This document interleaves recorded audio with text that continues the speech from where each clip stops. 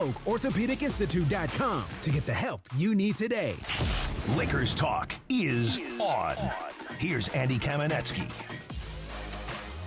What is up, Laker fans? Lakers talk, Andy Kamenetsky, ESPN LA 710. Thank you, as always, for being here, whether we are in the thick of the regular season.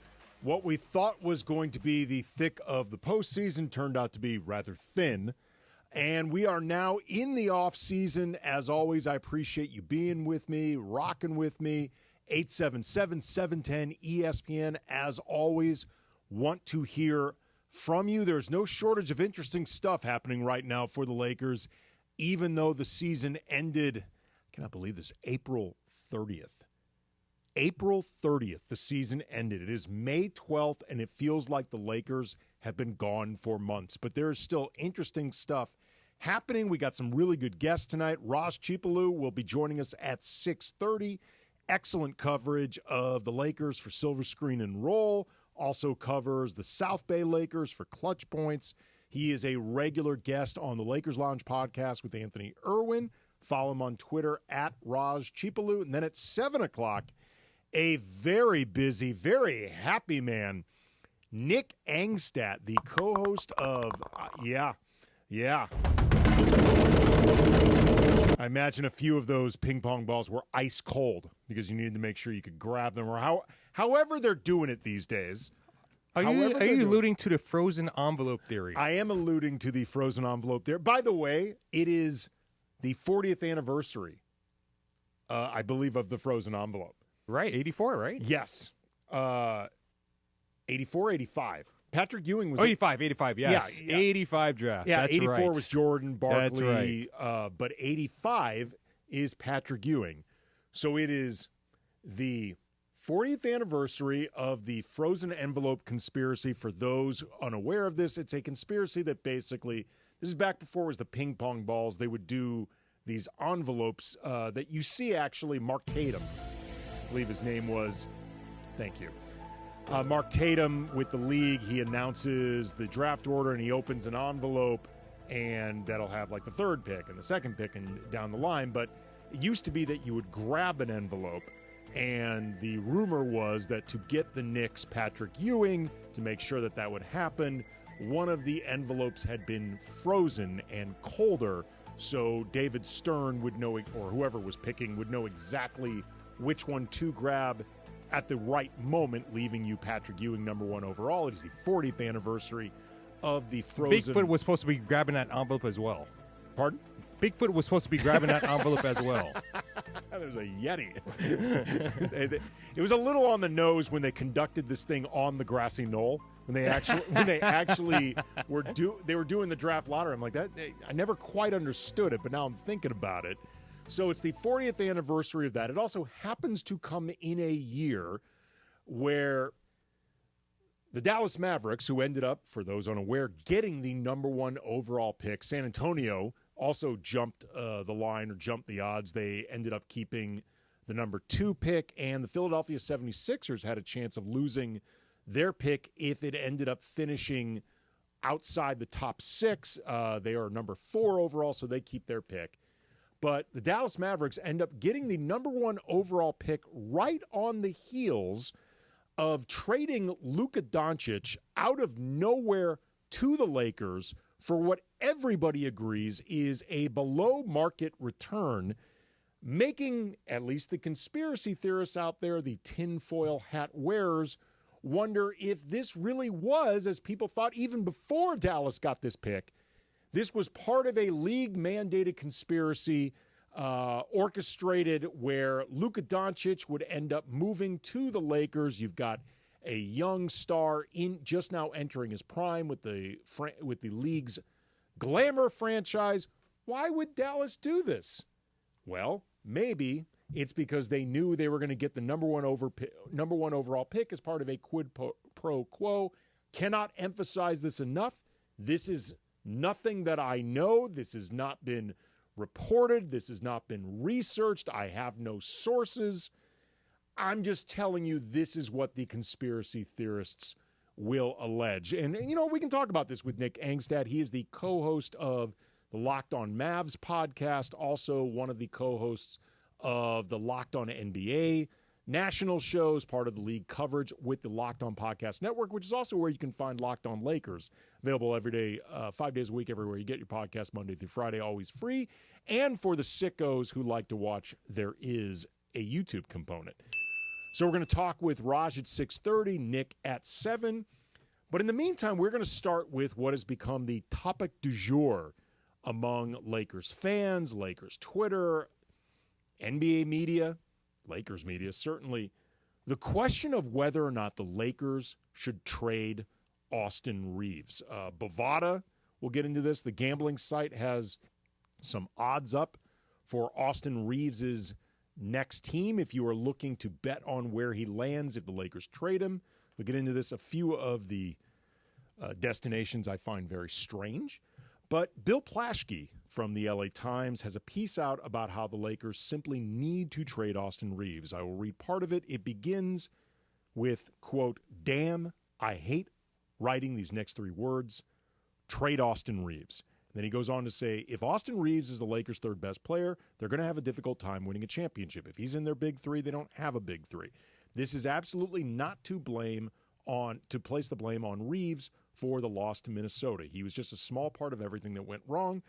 But unlike some divas from other losing teams, he boldly and publicly acknowledged his role in the carnage. Bill then quotes Austin taking responsibility for how badly he played against the Timberwolves in that first-round exit, says if Laker fans want to point a finger, point it at him because he knows he needs to be better. But then Bill goes on to say, quote, "Problem is he can't learn to get taller or learn to be more athletic, or learn to fit into an offense in which his strengths and weaknesses mirror those of Luka Doncic, who needs a more complementary piece."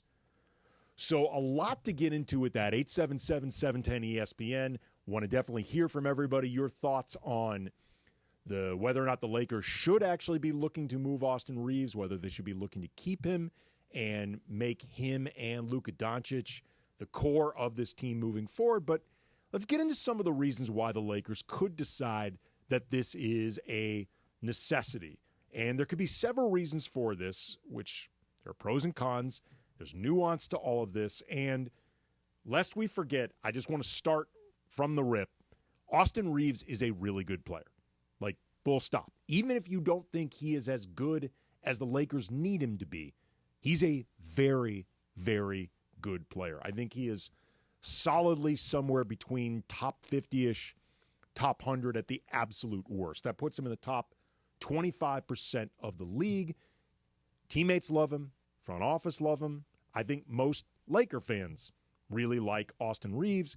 He works his ass off. He has improved every year since coming into the league. In the regular season last year, career year, last few months of the season, he looked amazing. Like, he really looked like he could be, at least this was the conversation, the best third option, third best player for any contending team. But then we get into why he might need to be traded, despite all that. We begin with the playoffs. Austin Reeves struggled a lot against the Minnesota Timberwolves. About 16 points per game on nearly 15 shot attempts, 41% from the field, 32% from behind the arc, an assist-to-turnover ratio basically 1-to-1, a little bit above that, not very good defensively, often targeted. The optimist would say that Austin's toe injury, the inability of Luka Doncic and LeBron James to also play at the top of their game consistently, there was a trickle-down effect from that, and Minnesota's roster that is filled with long, rangy, athletic wings, which has sometimes been an issue for Austin. Like, that was the worst cocktail of events blending together to bring out the worst in Austin. The pessimist would say that the playoffs shows that if you have an entire series to scout for Austin Reeves, and Austin is now much higher on a scouting report than he's ever been before. If you have an entire series to scout for Austin, and particularly if you've got an entire series and some good defenders, you're going to be able to take Austin out of his game. Like, I know he had some success even during the regular season against some very good, athletic, rangy wing defenders, but the reality is if you throw enough of those guys at Austin with enough planning, you're going to take him out of his game. That would be the pessimist view of this. The truth may be somewhere in the middle, but is the middle actually acceptable for what the Lakers need to do moving forward?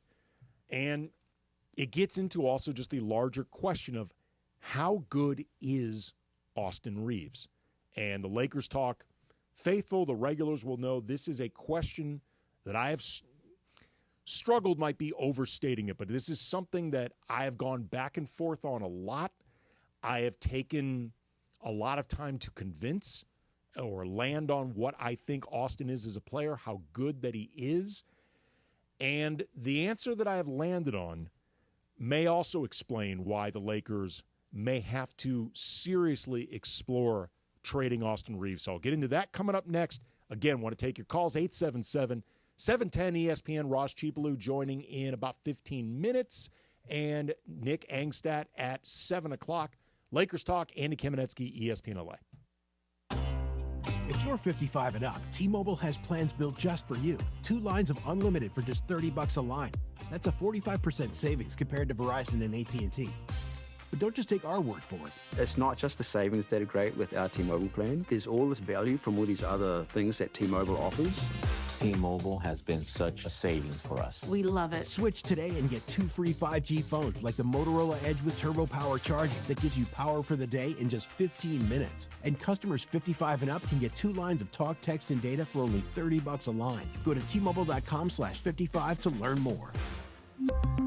With 24 monthly bill credits and 2 new lines with autopay for well-qualified customers plus taxes, fees, and $35 per line connection charge. Credits end and balance due if you pay off early or cancel. Contact us plus $5 per line without autopay. Debit or bank account required. 45% off 2 lines versus AT&T Starter and Verizon Welcome. Plan benefits vary. See details at T-Mobile.com. Motorola Edge requires 68-watt charger. Charger sold separately. Actual performance will vary based on usage and configuration. Are you looking for a trusted roofing expert in Southern California? Journey Builders has you covered. This is Mike Trudell from ESPN LA. Journey Builders specializes in quality roof replacements for homes around the Southland. They'll ensure that your roof stands strong. ESPN LA listeners who call in today to book their free same-day inspection get $5,500 off their roof replacement. Journey Builders also offers financing. Call 888-607-8808 today. That's 888-607-8808 or go to journeybuildersinc.com. Every 40 seconds, a child is reported missing. That's 2,000 children every single day. It's a heart-wrenching reality that we can no longer ignore.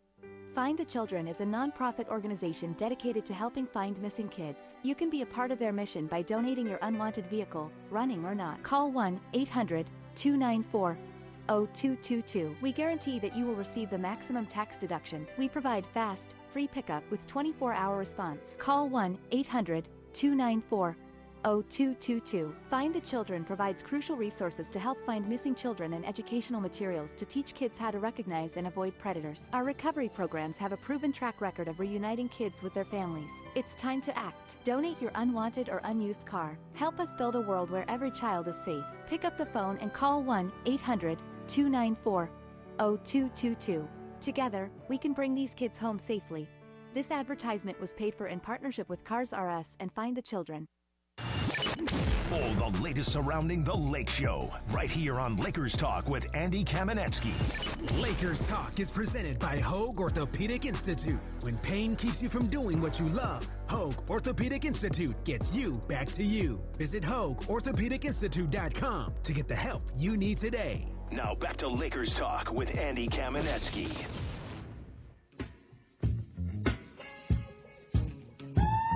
Nico getting the big payback. Huge payback. The big payback. A lot of people wondering. Lakers Talk, Andy Kamenetsky, ESPN LA 710. Did Adam Silver order the code red? Did he order the code red? You Good Men reference for those. Jack Nicholson ultimately ended up calling Nathan Jessup, the colonel, ended up calling the code red where those Marines ended up getting hazed. That's what Tom Cruise had to prove through all the courts. Everyone wondered, why would Nico Harrison and the Dallas Mavericks just trade Luka Doncic out of nowhere to the glamour franchise, the Los Angeles Lakers, the organization that everyone says they don't need any help anyway. Was this a league-mandated conspiracy? Adam Silver ordering the code red. Want to make it clear? The truth? You can handle the truth. Exactly. Want to make it clear? I have no idea if any of this happened. I am not confidently alleging that any of this took place. Certainly have no sourcing on it, no reporting. I am just expressing what I know is going through the heads of a lot of people right now. It just feels a little too neat that... Sound a little like Oliver Stone right here. A little bit, just a little back bit. and to the left. Just back a little bit. And to the left. Again, it is the 40th anniversary of the Knicks getting Patrick Ewing and the frozen envelope. Like, it feels right now like the writer's room, they're just being lazy. Like, I mean, like, they're just too on the nose with all of this stuff, because there had been people well before, and we're going to get back into Austin Reaves and that question of whether or not the Lakers will/should explore trading him. But there have been a lot of people alleging or questioning whether or not this was something that the league wanted Luka to the Lakers well before the Mavericks ended up beating very significant odds, I might add, to get the number 1 overall pick. Again, not saying that this is what happened.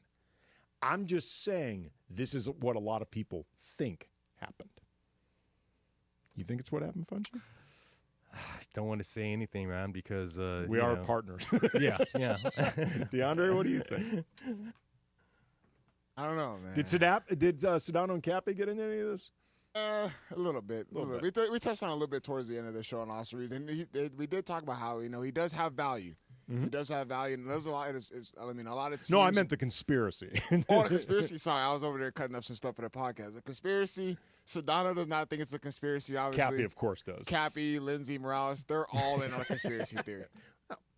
Again, a lot of people thinking conspiracy, but we go back to Austin Reaves and the question that's being talked about a lot lately. And again, 877-710 ESPN if you want to weigh in. The question of whether or not the Lakers should explore trading Austin Reaves, whether they need to ultimately trade Austin Reaves. And I was talking before about the question of just how good is Austin Reaves? And the Lakers talk faithful no. I've spent a lot of this season requiring a lot of convincing that Austin Reaves is capable of being the third best player on a legit contending team. I have never doubted that Austin's really good. He is very good. Third best player on a contending team is a really, really good player. Like, it is not a slam on Austin Reaves to question whether or not he can be that guy. He looked like that in the last few months of the regular season. He did not look like that at all during the playoffs. I wonder if the answer might ultimately be Austin is kind of a 3.5. Like, he's somewhere in between third best player, like low-end third best player or occasional third best player, really great fourth best. But on some nights, he can be your second best player. Yes. Seriously. Yeah, there can be variance. There can absolutely be variance. And the reason there's variance is because Austin's really good. I'm not questioning whether or not he's good. I am asking the question of whether or not he is as good as the Lakers need him to be. But there's also the question of fit. With the Luka era moving forward, the Lakers have not officially gotten Luka Doncic inked long-term. They cannot, just in case anybody's nervous, they can't even do this until August 2nd. Even if Luka's made up his mind that he wants to sign an extension with the Lakers, they can't do it until August 2nd by CBA rules. So everybody's going to have to sit tight, including the Lakers. But we know that the Lakers want to have Luka around for as long as possible. Make him the new face of the franchise. He's just now entering his prime. And there's the question of whether he and Austin Reaves, on one hand, they complement each other well, I think, as guys who can both play on and off ball. They can both facilitate. They can both score. They are both capable of shooting. Like, they have a lot of similar skills, but they also have a lot of similar weaknesses. They are both, on their worst day, defensive liabilities. On their best days, guys that do okay defensively. But neither one of them are ever going to elevate your defense. I actually think both of them are not quite as bad as the biggest detractors would say about them defensively or their defensive reputation. But neither one of them are going to be counted on to be plus defenders. Like, they're not going to elevate your defense. They both also have limitations athletically. They have limitations when it comes to speed. They have limitations when it comes to verticality. Like, they are in a lot of ways very similar players, in the positive way and in the negative way. And like, in certain ways, it reminds me of, obviously, D'Angelo Russell is not as good as Luka Doncic. He's nowhere close. But Austin and D'Angelo worked very well offensively together and also needed to be broken up as a backcourt pairing because defensively and athletically, they had too many of the same challenges and too many of the same limitations that I think put a ceiling on them as a backcourt. There are some concerns that could be the case with Luka and Austin. Like, DeAndre, do you see that as a potential issue for the Lakers moving forward? Like, the idea of those two guys as a big part of your nucleus, the similarities with weaknesses? Yeah. I could see it. I could see it a little bit, yeah. I mean, it's interesting with this whole Austin Reaves theory and the potential ability of him being traded. I mean, like we all said, like, if you're the Lakers, you got to listen, man, because Rob Pelinka went on his exit interview and said this is going to be the most aggressive offseason we're going to see amongst the by the way, NBA season. He put himself out there with that. Like, he made no attempt to underpromise, overdeliver. He's like, it's going to be the Wild West, and damn it, we're going to be a part of it. But you see, I mean, all these trade targets and all these potential speculations that we're seeing, like with Giannis and you see with Kevin Durant, like a lot of these guys who you see their names are popping up in as potential offseason moves are all coming to the Western Conference. So the Lakers got to be prepared and do work, man, because if there's going to be teams in the Western Conference that are getting better. Hell, we've seen it. The Mavericks already unlocked the number 1 pick. It's already projected. And the Spurs have the number 2. Exactly. Like, the teams in the Western Conference are going to get better. They're going to adapt to this new change and everything in the NBA. What are the Lakers going to do to adapt with it? Right. And there's also the question of, depending on how serious the Lakers want to get with an off-season deal, like how aggressive they want to get with that, they may not have the opportunity to make a truly big move without including Austin. Like, from Bill Plaschke's piece that I was reading earlier, he said, quote, if they have even a minuscule chance of acquiring Giannis Antetokounmpo, any deal would have to include Reaves. If they want Joel Embiid, Reaves has to go. They could probably get Nick Claxton without Reaves in the deal, but don't they want to do better than Nick Claxton? Going to put a pin in the Giannis conversation because that's something I want to get into more in the second hour. Side note, they should not want to go after Joel Embiid. We had this discussion. Hell no. Hell no. Like, Bill, hell no. Dude, he is owed, I want to say, $243 million over the next 4 seasons. He has played less than 60 games over the last 2. He just had yet another effing driven town. Yeah, again, I've said this many times. Love Johnny I. He would be the worst general manager of any team. Like, you could flip that guy like a star coming off 2 surgeries. Like, both of his legs just had surgeries. But if he's a name, John's intrigued. Me and John are going down with the ship. John was the one guy who thought that the Lakers hit a walk-off grand slam with the Russell Westbrook deal. Like, John thought they nailed that. Nailed it. Well, he's on the Titanic with that one. Oh, God. I'm not with him on that one. I mean, he is like, he's below sea level. he is a just decrepit skeleton, 200,000 feet below sea level, down with like a wreckage of the Titanic. That is John. And just star effing driven town. His last words were, "It could still work." It could still work. I mean, he loved the Westbrook deal. So, again, love John, all respect to John. He would be a terrible GM. Like, that guy could be seduced by the next shiny thing you put in front of him. But that question of, let's just keep it in the center conversation or big man conversation, because Giannis is certainly a big man. He operates as one. The space between Nick Claxton, who has been very logically linked to the Lakers, I think he is someone the Lakers will pursue, and they should pursue. That space between Nick Claxton and somebody who is a perennial all-star, that feels impossible to make happen unless either Austin is in the deal or I guess the Lakers somehow find a way to trade again with Nico Harrison. Like they get Anthony Davis back somehow. Like, this is going to be extremely difficult to do without including Austin.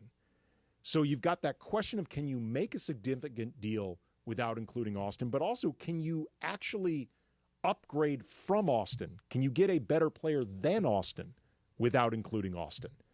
Which might ultimately speak to why the Lakers may have to make a deal involving Austin. That's before you even get into the idea of, I doubt he's going to sign an extension this offseason, so he could theoretically be a walk-away free agent in 2026. Speaking, since you just said that, like, Lakers might have to do a deal whether they include Austin or whether they don't, and it's crazy how they were able to do the deal with Luka Doncic without Austin Reaves being included at all in that talk. Knowing that what transpired and what went down, and everyone on every single media outlet were like, how do the Lakers get away with it? Don't you think that's going to play into a factor now? You mean like the next general manager not wanting to look like the team that got played by the Lakers or gave up too much? Exactly. Look, DeAndre, honestly, teams never want to look like they're dealing with the Lakers unless they're getting all the stuff.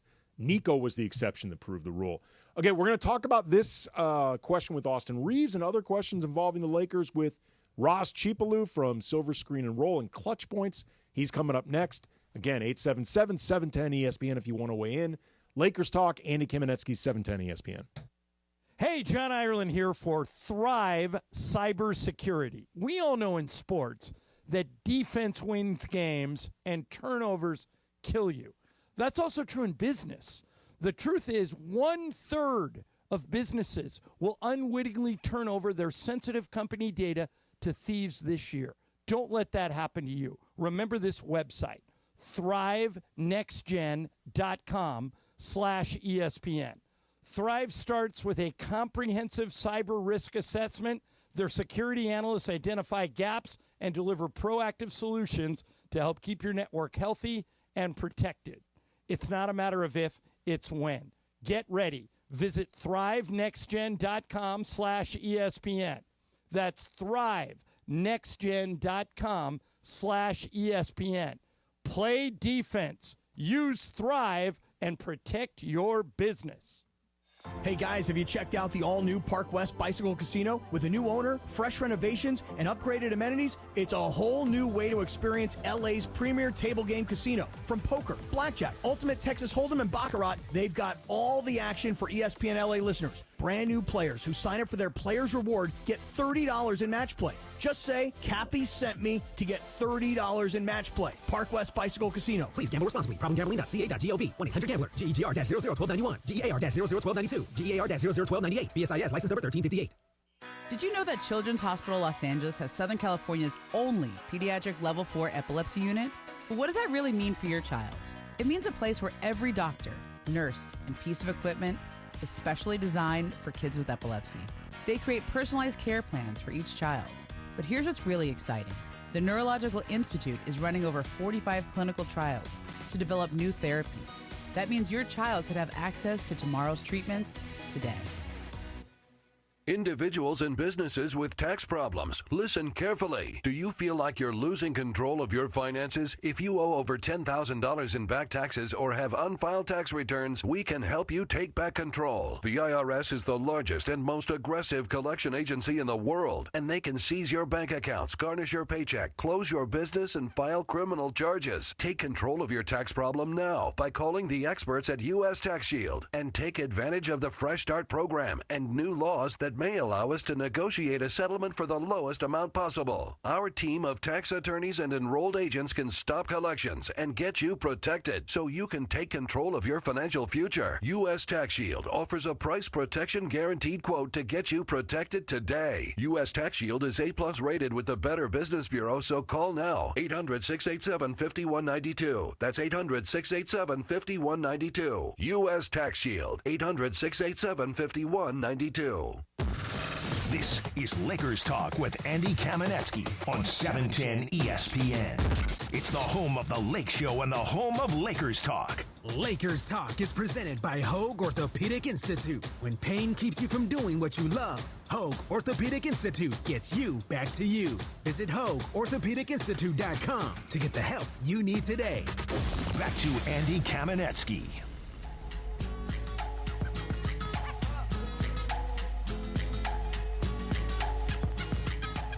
Lakers Talk, Andy Kamenetsky, ESPN LA 710. We're going to be joined by Nick Angstadt from Locked On Mavs and Locked On NBA. A lot to talk about with Nick. He is his franchise is expected to soon be the proud houser of one Cooper Flagg, or I guess whoever they would trade the number 1 overall pick for. But it's got to be something pretty great to pass up on the immediate opportunity to have Cooper Flagg on your squad.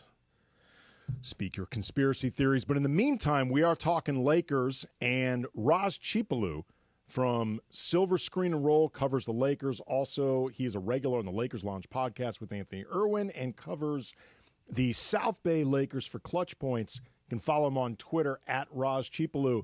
He's joining us right now. Raj, how are you, man? I'm doing good, Andy. Thank you for having me on. I think I'm over the Lakers' loss by now, and we have fully moved into the off season. Well, I hate to do this to you, Raj, because I'm going to take you back a couple weeks ago, oh, no. Maybe even a few months ago. I'm sorry, man. Look, you're a sicko who rewatches these games anyway. Yes.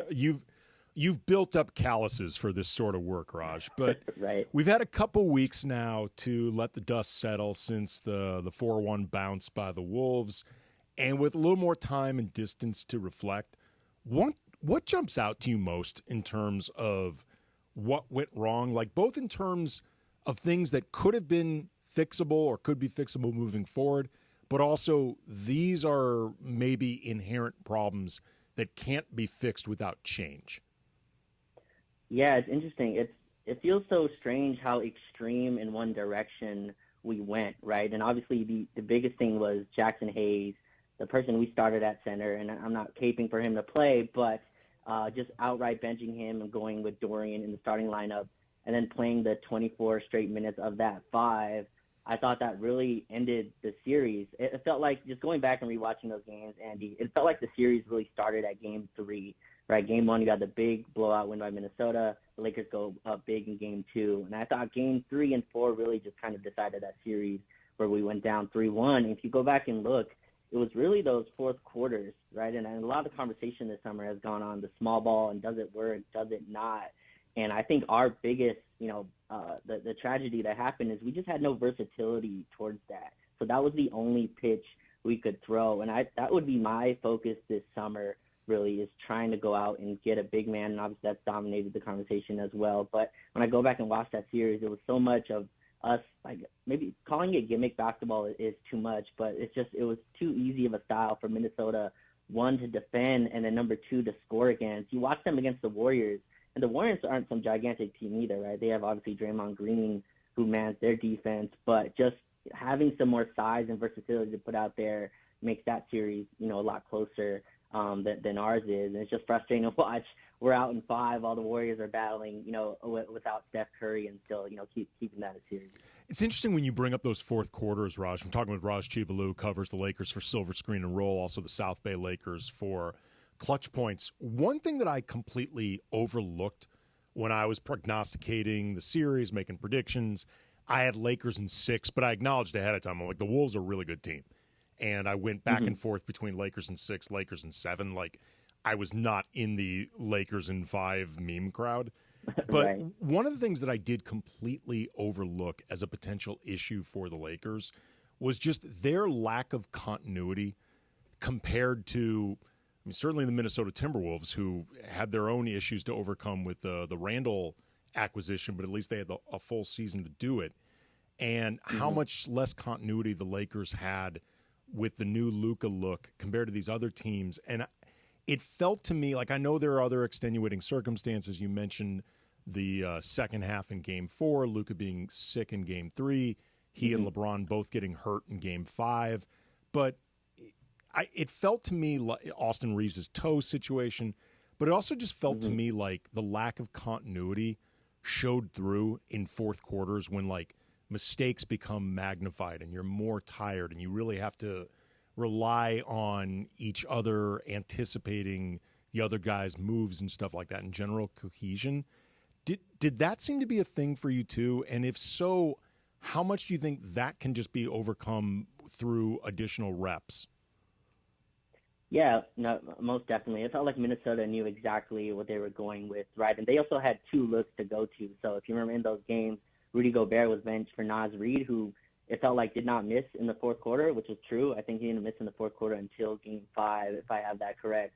And obviously, you know, Anthony Edwards and the reps they were able to have, they just had a lot more flow down the stretch. And again, if you look, the whole point, Andy, which is the part that's so interesting to me, is when we got Luka Doncic, the whole conversation was, well, the Lakers have the best two closers in basketball, right? Forget, you know, everything else. They have the two closers down the stretch. And this series was decided because the Lakers couldn't score, right? They scored 19 points in the fourth quarter of Game 4, 20 points in Game 3. Some of that, for sure, is definitely in continuity.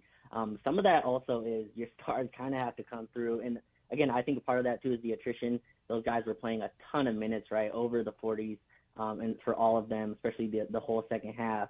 But down the stretch, I mean, that's kind of what it is sometimes, is your stars going one-on-one. And I think I'm sure if JJ would have it over again, he would implement some more stuff where Luka, LeBron, and Austin work together. So, like, we played a lot of isolation basketball, and when you remove the center from the equation, right, you remove a lot of the pick-and-roll basketball that Luka likes to play, it turns into a bunch of step-back jump shots, and I thought our offense really died from there. And, you know, and again, like the Luka ball, the criticisms of it is other players sometimes don't get involved, right? And I think he saw some of that as well, where LeBron and Austin are standing in the corner while they watch, you know, one of the greats ever, but to do it, and then you have to kind of hope he still has energy to pull through in the fourth. But yeah, that's something, you know, I hope they're able to build. And again, like, not to again bring up Jackson, but the Lakers started Jackson, Andy, throughout the whole tenure, right? You only have a second half of the season to work with. You got Luka in February. You continued to start Jackson until the end of the season when the game started to really matter. Like against Houston, he played 2 minutes in the second half. Against Memphis, I believe we did the similar thing in these games that had higher stakes. And I was making a note, like, JJ really just doesn't trust him when it matters, which is the issue when your only center option is Alex Len, right, who should probably be nowhere near a basketball court either. And so, like, when those are your options, it really dilutes with what you can do down the stretch. I mean, I thought our offense got really easy to predict and defend against. Talking with Raj Chipaloo, covers the Lakers for Silver Screen and Roll. He also covers the South Bay Lakers for Clutch Points. You can hear him on the Lakers Lounge podcast. Andy Kamenetsky, ESPN LA 710. We're talking a bit before you came on about Austin Reaves, and you know he had a bad series against the Timberwolves. There's now a growing concern about whether he and Luka can really be part of a foundational core moving forward with the Lakers. It's been a lot of conversation now. Bill Plaschke wrote a piece for the LA Times about how the Lakers absolutely need to trade Austin. How do you feel about his place in the Luka era? And like, do you think that he is a proper piece to be prominently around Luka? So I think he is. I think a Luka and Austin backcourt can still be very effective. And obviously Austin had a tough series against Minnesota. There's no doubt about it. The physicality got to him. How much the injury impacted that, we'll never really know.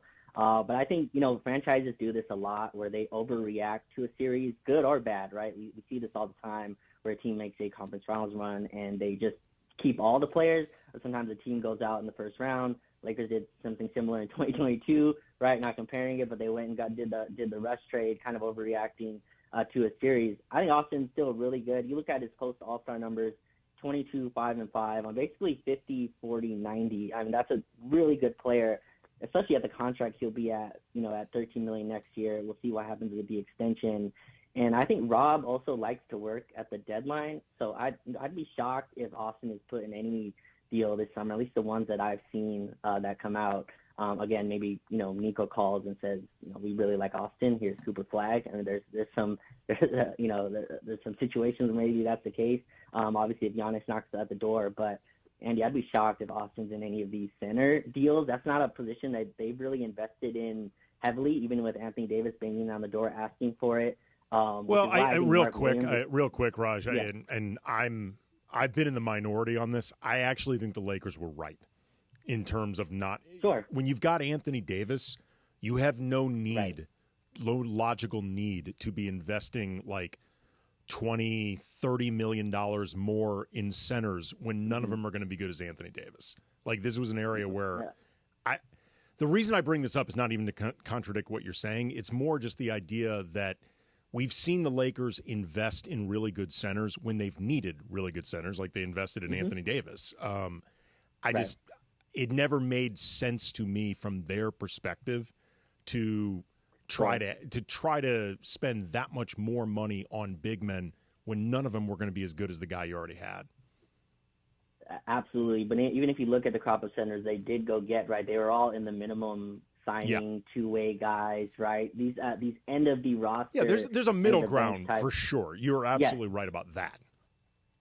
Right, and I think that's where they'll go get, and Daniel Gafford is a name that comes up. I think Clint Capella, who's going to be a free agent. I think just getting the center done by committee, I would more expect that. I'd be shocked if Austin kind of moved for that type of deal. And again, I think if you move Austin, it's like if you look at the roster, Andy, right? If you remove Austin and put him with a center, that puts Luka with LeBron as your second ball handler, and LeBron at 41 years old next December. I think that's a really tough thing to just predict and have that as your team build going forward. So that's something that they're going to have to kind of calibrate this summer. But yeah, I'd be shocked. And Austin's still like really good.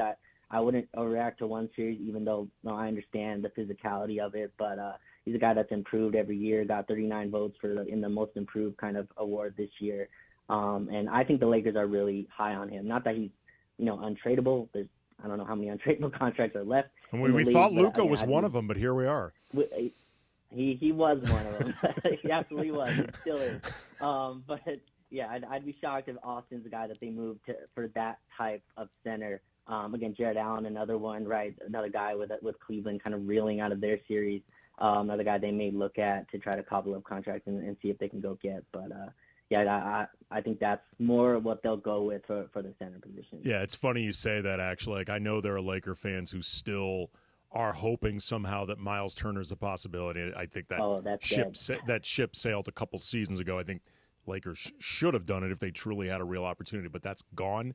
However, I think, as you rightly note, Jared Allen may become unexpectedly available depending on how things shake out. Talking with Raj Chipaloo, covers the Lakers for Silver Screen and Roll and the Lakers Lounge podcast. Also, the South Bay Lakers for Clutch Points. And that's actually the last thing I wanted to ask you about, because you've done pretty embedded coverage all season with the South Bay Lakers, which takes us to Bronny. How would you describe his development over the season? And is there a comp that you can think of for him in terms of realistic expectations for him, like a realistic best-case scenario? Yeah, I think he's improved tremendously, this season. I was at his opener at home where he was scared to shoot, honestly, Andy, from the three-point line. And then to go from that to he finished the G League, shooting 38% on over 9 attempts from three. And these aren't, spot-up threes. He was the main ball handler for that team. So these are a lot of pull-up jump shots, finished scoring 22 with 5 and 5, and really found his game offensively. Now, I don't think he's NBA ready or anything like that even next year, but I think, he's developed, like, you take the name out of it, which is very difficult, I understand, but for a 55th overall pick, that's kind of what you'd hope, and he really morphed into their best, like, on-ball guard, which was a really fascinating development because they have, other strong guards as well. Quincy Oliveri is another name that's played well, but Bronny's really was handed the keys, and that's what's improved his defense. is up and down as any, young player. I think that's what he was drafted as. Still a little undersized. So, guards at 6'3", the level that you have to be at offensively and defensively to make it in the league, that bar is high. But, he really worked hard, and you could tell the film worked with him. And every time, you talk to him after games, he constantly mentions, the work he's putting in the film room on his ball handling, and that really shone through throughout the season. So, and he's playing summer league again. So, so it just feels like he's a part of their farm system, and we'll see what he is next year. But I thought he had a really solid just development in South Bay. He is Raj Chipaloo. You can see his coverage on Silver Screen and Roll. You can listen to him on the Lakers Lounge podcast. He's a frequent guest. Also, check out his coverage of the South Bay Lakers at Clutch Points. Appreciate the time, brother. Thank you very much. Always. Thank you, Andy. Again, Raj Chipaloo, Silver Screen and Roll. We will come back, react to some of what Raj said, also take some calls. 877-710-ESPN. Nick Angstadt joining in about 15 minutes. Lakers Talk, Andy Kamenetsky, 710 ESPN. Hey guys, it's Sedano. In the market for new flooring? Why pay more at big box stores? At Hernandez Wholesale Flooring, every day is a deal, no gimmicks. Call 866-62-FLOOR or visit them online at hernandezwholesaleflooring.net. No sale beats wholesale. Thinking about selling your home? Seller's Advantage makes it easy. No agents, commissions, open houses, or costly repairs. They'll give you a fair cash offer with no surprises. One seller said, and I quote, "Seller's Advantage was faster, easier, and more rewarding than listing my house. The offer matched my expectations, and the process was stress-free." Call 888-390-AS-IS or visit sellersadvantage.com for your free cash offer. DRE number 01961658. Don't worry, sell happy with Seller's Advantage. Mother's Day is over, and now it's back to me. Hey, Pancho, pass the scotch and cigars, will you? Now your top reasons to visit Morongo. Smoking good times, cigars, spirits, food, fun, and live music by Pancho Sanchez. This Sunday. Number 2. Foghat, live May 23rd. And the number 1 reason. Oasis Pool is beaching. The cabanas are beaching. The water slide is beaching. The lazy river is beaching. It's a beaching good time. Morongo, good times. All the latest surrounding the Lake Show, right here on Lakers Talk with Andy Kamenetsky. Lakers Talk is presented by Hoag Orthopedic Institute. When pain keeps you from doing what you love, Hoag Orthopedic Institute gets you back to you. Visit HoagOrthopedicInstitute.com to get the help you need today. Now back to Lakers Talk with Andy Kamenetsky.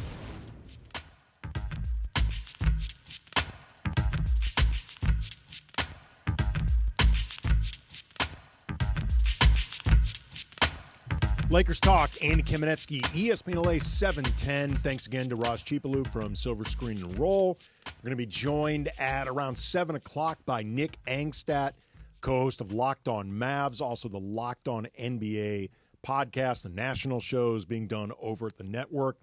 A lot going on in Dallas these days, so I want to, even before this happened today with the Dallas Mavericks beating the odds, some would say, the conspiracy theorists would say odds helped out for them. But getting the number 1 overall pick expected to be Cooper Flagg. But I wanted to talk with Nick anyway in light of the Lakers' early exit and also a couple podcasts that he's had about Nico Harrison and Luka. And he is somebody, by the way, that thinks the Luka trade was a travesty and he's still mad about it. But he also had an interesting podcast titled Nico Was Right that I wanted to ask him about. But take a couple of your calls. Let's start with Don in the City of Industry on Lakers Talk. What's up, Don? Andy, how you doing, my friend? My man Don with the voice. Barry White over here. How you doing, man? Good. I guess we're all commiserating, Yep. Watching, we're like the sick kid looking out the window at all his friends playing. But I know. But I don't go along with all this talk about trading Reaves like for a better shooting guard. We need centers. I like what your guest was saying about multiple serviceable, affordable centers or big men depth. That makes a lot more sense. I mean, nobody's going to clone Kareem or Elijah Wan. If they do, please, can we get one? But yeah, my God. But I mean, realistically, that's what we need: good, serviceable big men. And I don't, Platschke. Well, he's not GMing anywhere, but he likes to chum up the waters, and stuff like that. So, well, look, unfortunately, Austin, he's the chum right now. I will say, I appreciate the call there, Don. Bill made it. Bill. Side note: Bill is an awesome guy. Like, he's one of the best people I've met in this industry. He super nice. He treats everybody incredible. Like, when I first came into this industry, my first job covering the Lakers was with the LA Times, blogging back when blogs were like a new thing that media was exploring. And I will say that there were people locally in the LA media that were not particularly open-armed towards Brian and I as part of quote-unquote new media. Bill was the opposite. Bill was as helpful as I could have ever wanted or frankly needed. I don't always agree with a lot of his takes, but that's fine. Again, he's awesome at what he does. I understand where he's coming from with bringing up the question of trading Reaves. I think you can go a bunch of different directions on it, do it, don't do it, but the reasons that he's raising those questions, I think, go beyond just stirring the pot. Like, I think there are legitimate questions to be asked with this. Mitch, my man Mitch in New Jersey. You're on Lakers Talk. What's up, Mitch? How you doing, Andy? Hope yesterday was a good day for you and the family. Thanks, man. Appreciate that.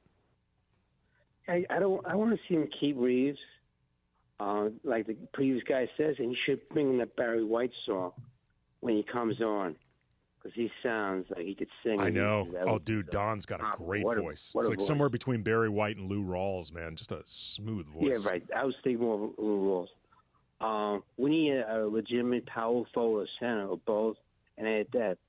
Only I can see, I'm just hope. I know you want to talk in your next hour. Giannis, haven't we learned from AD? They gave him like 5 good draftees, and they all wound up starting for their teams. I'm watching Josh Hart here. And one more thing, you would have been a lot madder had San Antonio won the lottery. That would be something. Yeah, I appreciate the call there, Mitch. The idea of Cooper Flagg with Wemby, that's just nuts. It also would have felt like a tradition of rigged lotteries that have involved.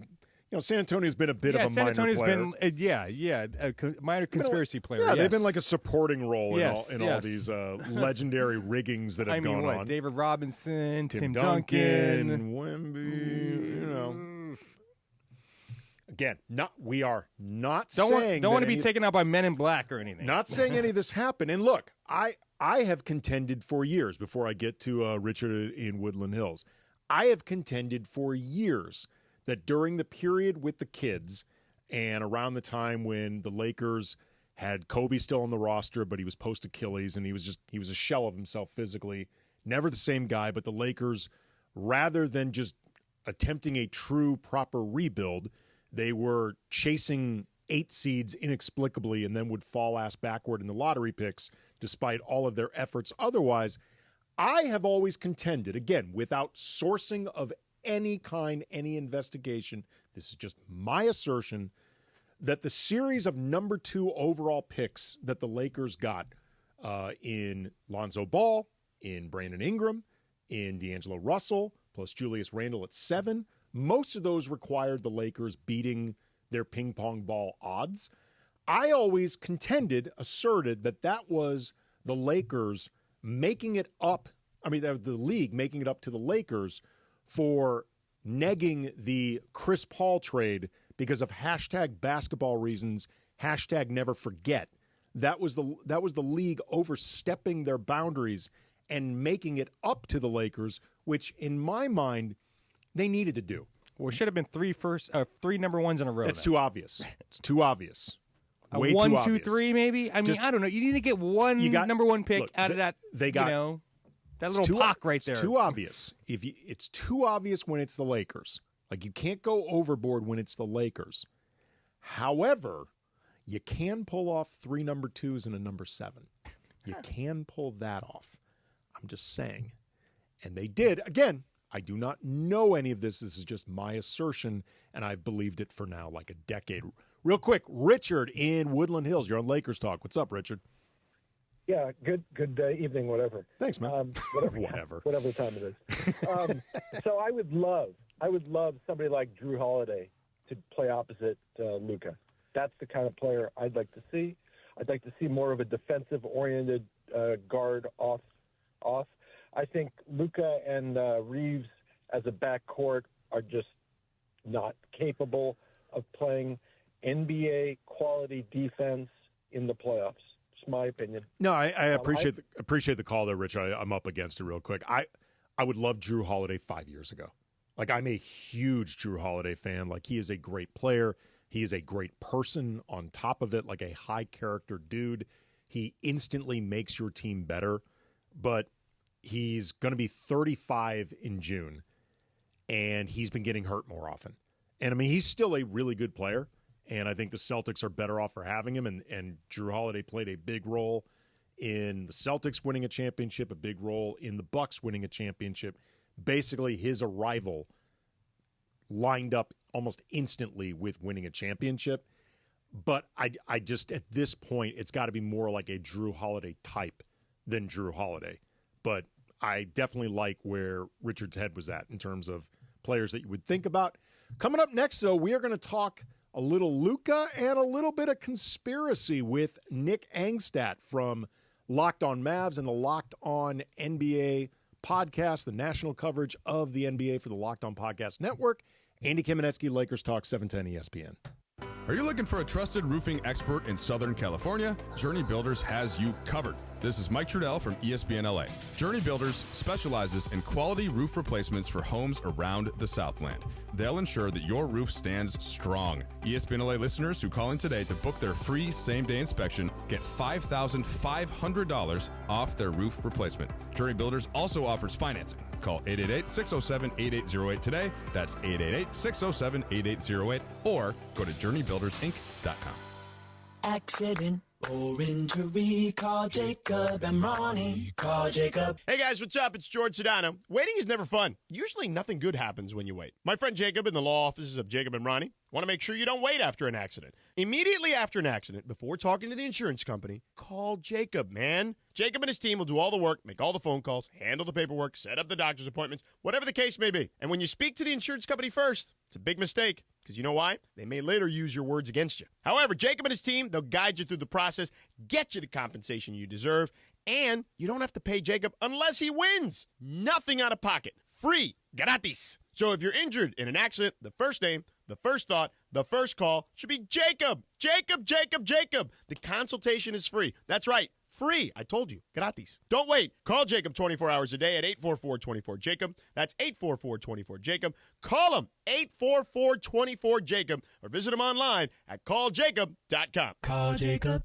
Individuals and businesses with tax problems, listen carefully. Do you feel like you're losing control of your finances? If you owe over $10,000 in back taxes or have unfiled tax returns, we can help you take back control. The IRS is the largest and most aggressive collection agency in the world, and they can seize your bank accounts, garnish your paycheck, close your business, and file criminal charges. Take control of your tax problem now by calling the experts at U.S. Tax Shield and take advantage of the Fresh Start program and new laws that may allow us to negotiate a settlement for the lowest amount possible. Our team of tax attorneys and enrolled agents can stop collections and get you protected so you can take control of your financial future. U.S. Tax Shield offers a price protection guaranteed quote to get you protected today. U.S. Tax Shield is A+ rated with the Better Business Bureau, so call now. 800-687-5192. That's 800-687-5192. U.S. Tax Shield. 800-687-5192. Hi, this is Sean McVay of your LA Rams. The Rams play here.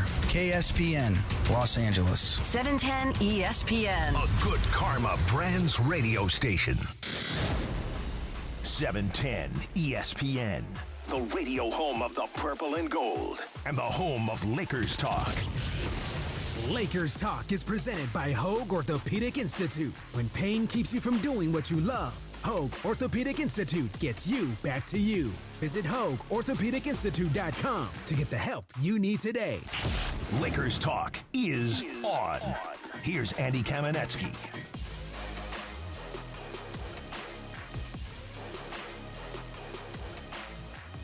Lakers talk, Andy Kamenetsky, ESPN LA 710. We're going to be joined momentarily by Nick Angstadt from the Locked On Mavs podcast and part of the Locked On Podcast Network's NBA national coverage. Also going to get into the question of black people. Whoa. Did not, on a lot of levels, see that coming. No. Sorry, that was me on my board. Play accident. There was no seg for that. And if we're really peeling back the curtain, my next guest, Nick Angstadt, he's a white guy. So there was really no setup whatsoever for that. But this is where we are. Nick Angstadt, Locked On Mavs, co-host Locked On NBA, part of their coverage. Nick, how are you, man? A very different conversation is about to happen compared to what we were going to have happen when you asked me to do this like 24 hours ago. Yeah, Nick. Okay, so let's just cut right to the chase. Nick Angstadt, the co-host. It was a frozen envelope. It was. Okay, I was just about to ask you. Frozen envelope, loaded die. Like, did Adam Silver order the code red here? Do you believe he ordered the code red?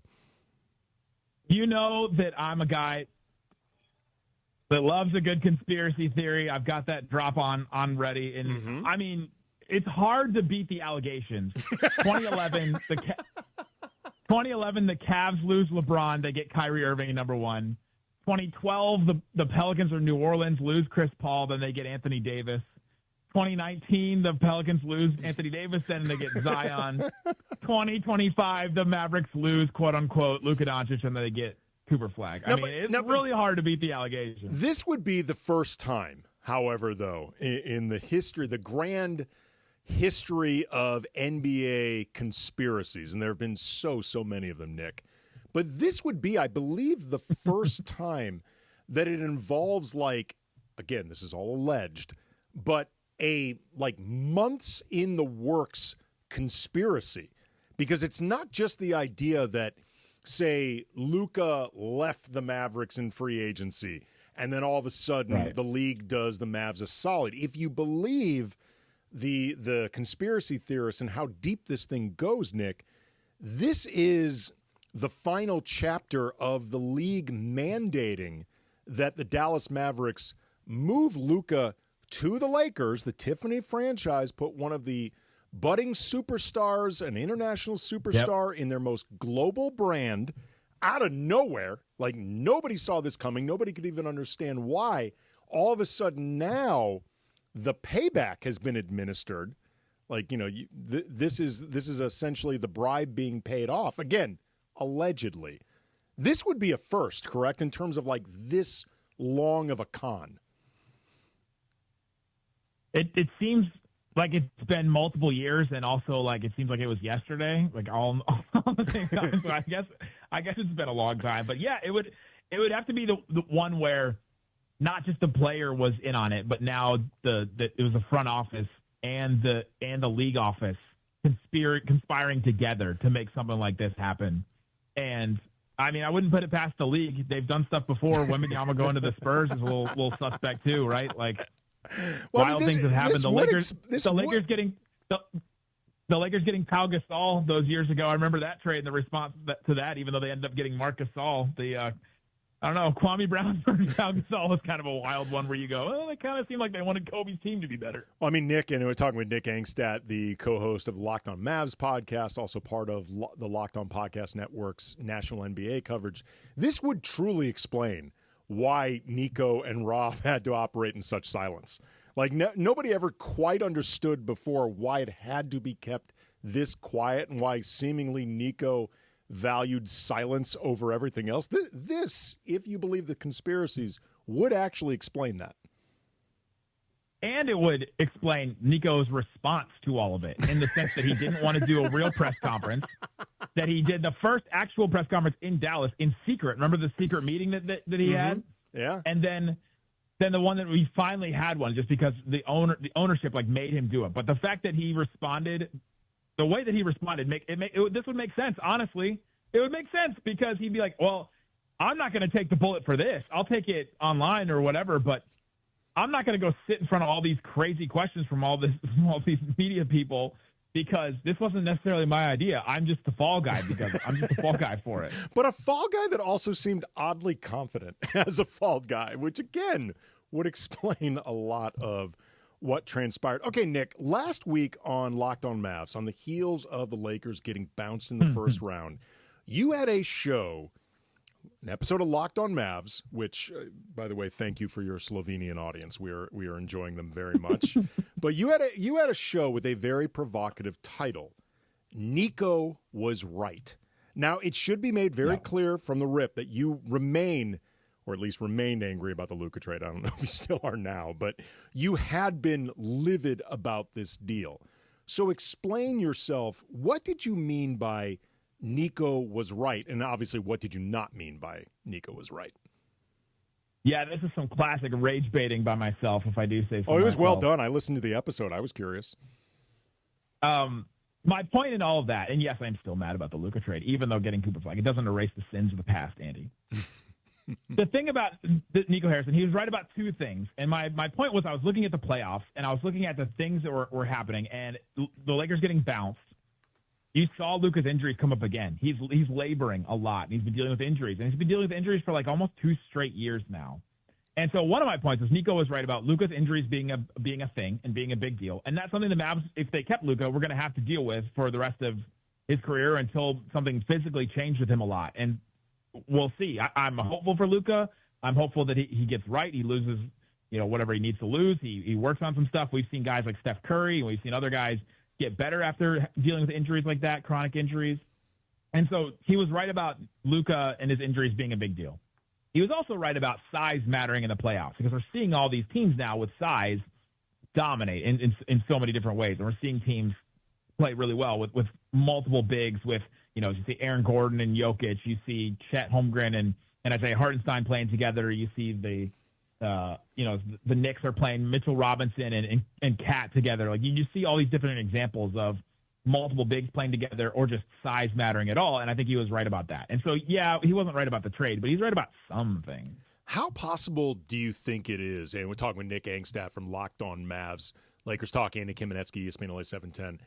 How possible do you think it is that Luka will take the way that he was traded, the messaging out the door, old Tubby's too unreliable for a max, so we got to get rid of him, all the conversation about his fitness, and use that actually like as the motivation to get, his proverbial revenge body and get into the best shape of his career. Like even in light of knowing he can get whatever extension he wants from the Lakers, like he already has them where he wants them. Yeah, I don't know that it's ever been about money for Luka. He's been a professional since he was 13 years old, right? Like, I mean, it's a ton of money, obviously, but he's been making a ton of money. He's has more money than he knows what to do with. He doesn't do a lot anyway, right? Like he basically just goes home and plays video games. He's very satisfied with where his life is. But if there's ever going to be a time for him to do it, it would have to be now, right? Hearing all the things that was said behind the scenes about Luka's fitness, about the conditioning, about all that. I mean, he's heard that stuff since he came into the NBA. That's not a new thing for him either. And so hearing that, but then also seeing LeBron, that's the thing that I'm most hopeful for Luka is that he just sees LeBron, sees the work ethic he puts in and says, all right, this is how I have to handle myself and handle my body, or at least up to a level, shoot for the moon, and maybe he'll land somewhere among the stars when it comes to, working out and taking care of his body like LeBron James does. But if he's going to take it at any point, it would be now. And especially, in LA, it's like the fitness capital of the United States, right? There's all kinds of people doing stuff all over the place. And so if it's going to be any time, it would be now. And if it doesn't happen now, I don't know that it'll ever happen. If you had to scale a 1 to 10, 1 ain't going to happen, 10 definitely going to happen, make a prediction with a number. That it would happen? Yeah. 5, 50-50. I go straight down the middle. That Luka is just one of those players that he just rolls out of bed and has a 30-point triple-double. Right. And that has to be so incredibly empowering as a person. Mm-hmm. You're like, I don't have to prepare much at all. I can mess around in practice. I can mess around in shoot-arounds. I don't know if I didn't see a lot of the Lakers shoot-arounds, but I don't know if he's adopted the thing or he kept doing the thing that he does where he just basically like F's around the whole time. Where he throws the ball off the top of the scoreboard. He's like him and Dwight Powell and Maxi Kleber had these little like things that they had planned out where one would run to one end and one would go to the other end and they'd pass back and forth. Like just do dumb things during warm-ups and the Mavs would then shoot bad in the first quarter and you go, man, it'd be nice if they were warmed up and actually took shots. Well, all that checks out like, with what we've seen, Nick, other than Luka shooting badly in the first quarter. He's been killing it in the first quarter as a Laker. Yeah, but everything else he has been doing. We've been talking a lot lately about the Lakers' need for, as you mentioned, more depth at center, more general size. Rob Pelinka was very direct during his exit interview about shopping for centers as the number one goal. Let me run a scenario that's been making the rounds on Lakers Twitter, Lakers media. Uh-oh. Rob Pelinka calls his buddy Nico Harrison, who's right now in an excellent mood, broaches the idea of acquiring Daniel Gafford. Do you think that given all of the anger after the Luka trade and all of the all of the Rob Pelinka, Nico Harrison working together, Nico's eventually going to be a member of the Lakers, whatever, like all that talk and all the backlash, do you think that he would go down that well again, like making another trade with the Lakers? That all depends on how much Nico Harrison still believes in his own narrative, right? Because he's taken all this fire Nico chance. He's taken all the questions, even right to his face, on why you should keep your job and all that. He's taken all of it and just responded by saying, like, I still think I did the right thing. He doubled, tripled, quadrupled down on this trade. And so if he thinks that it's the right thing to do, maybe he goes back to that well. A Gafford for Austin Reaves trade kind of makes sense for both teams in some ways. And that's something I think you think about. And he's already proven he's okay with fan backlash. And so if he went back to it again, I mean, it depends on if it worked out or not. But the Gafford possibility is big now because they keep Cooper Flagg, which, oh my gosh, I sure hope they do. He can play backup five sometimes too. Like they can do all kinds of different things, and you want AD playing some five too. Yeah, well, everybody but AD wants that. Talking with Nick Angstadt, the co-host of Locked On Mavs, part of the Locked On NBA national coverage. Luka made the comparison during his exit interview to his first half season with Kyrie Irving, where it was kind of clunky and uncertain at the outset. Then it became quite effective during their first full season together. That's where they ended up going to the finals. Where did you see the improvement the most? And, are there clues or tells to look for? Well, some of it is just the roster construction. You went from Christian Wood, who you guys know well, to Derek Lively in the starting lineup. That was a big change, and Dwight Powell started a lot there too. That was a big change where it just changed a lot there. The team construction-wise made a lot more sense. You have Derek Jones Jr. there to defend, a lot of stuff like that. But just Luka and Kyrie playing together, they had to work out some of the kinks. I mean, initially you saw this.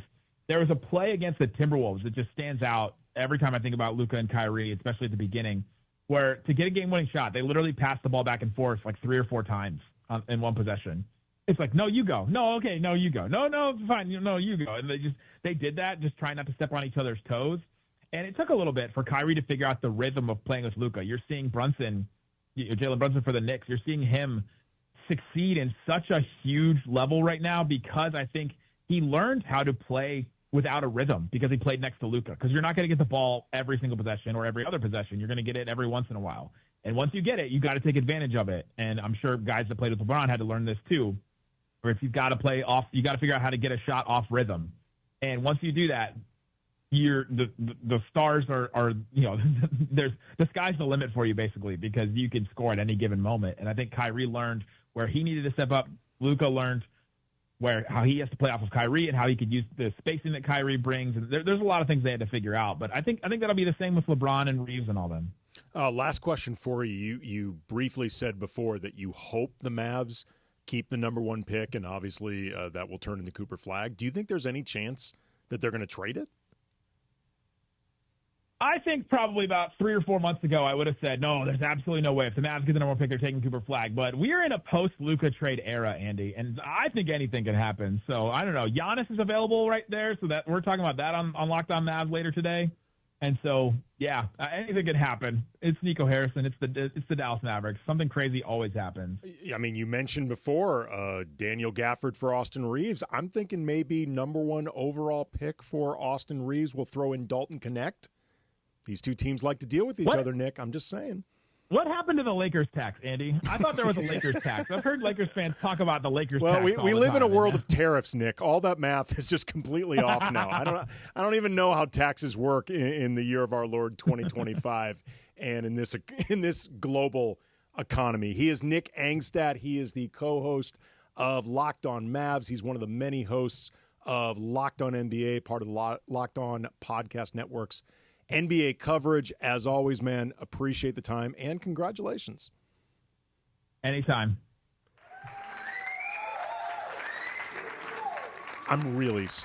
When Nick and I were talking about that history of conspiracies, DeAndre, I am not saying ironclad certainty that's what happened. I'm just saying it feels more and more.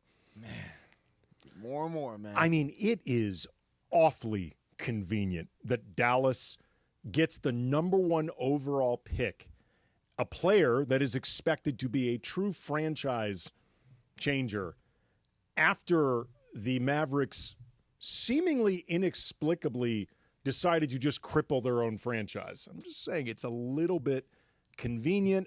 Nick Angstadt mentioned Giannis Antetokounmpo, the reports that he could be mulling a future outside of Milwaukee, which has got a lot of people wondering, could that future potentially be in LA? I hate to break it to people, but I think the odds are extremely low. Get into that coming up next. Lakers Talk, Andy Kamenetsky, ESPN LA 710. Did you know that Children's Hospital Los Angeles is changing the game in pediatric heart care? They've invented a cardiac stent that grows with the child, dramatically reducing the need for repeated surgeries. Imagine fewer hospital stays, less pain, and more time for kids to just be kids. Their heart transplant success rates are among the best in the country. When it comes to pioneering heart care that puts children first, CHLA isn't just leading, they're revolutionizing the field. Hey, John Ireland here for Thrive Cybersecurity. We all know in sports that defense wins games and turnovers kill you. That's also true in business. The truth is 1/3 of businesses will unwittingly turn over their sensitive company data to thieves this year. Don't let that happen to you. Remember this website, thrivenextgen.com/ESPN. Thrive starts with a comprehensive cyber risk assessment. Their security analysts identify gaps and deliver proactive solutions to help keep your network healthy and protected. It's not a matter of if, it's when. Get ready. Visit thrivenextgen.com/ESPN. That's thrivenextgen.com/ESPN. Play defense. Use Thrive and protect your business. If you have ever thought about remodeling your bathroom but were worried it would take too long or cost too much, then stop worrying. Right now, Jacuzzi Bath Remodel has designed a collection of high-quality custom products and perfected the one-day remodeling experience so you can enjoy your new bathroom faster than ever before. It's a worry-free bath remodel from the most trusted brand name in the business, Jacuzzi. A jacuzzi bath system fits in your existing tub space. It's a no-mess installation with an amazing style selection, factory-certified installers, and a limited lifetime warranty. Call 800-717-4599. That's 800-717-4599 right now and get 50% off installations with no interest and no payments for 12 months. Replace that old bathtub today with a walk-in shower for a safer bathing experience. If you have lived in your home for over 15 years, it's time to remodel your bathroom. For a virtual or in-home appointment, call 800-717-4599. That's 800-717-4599. 800-717-4599. Lakers Talk continues on 710 ESPN. Lakers Talk is presented by Hoag Orthopedic Institute. When pain keeps you from doing what you love, Hoag Orthopedic Institute gets you back to you. Visit HoagOrthopedicInstitute.com to get the help you need today. More Lakers Talk with Andy Kamenetsky right now.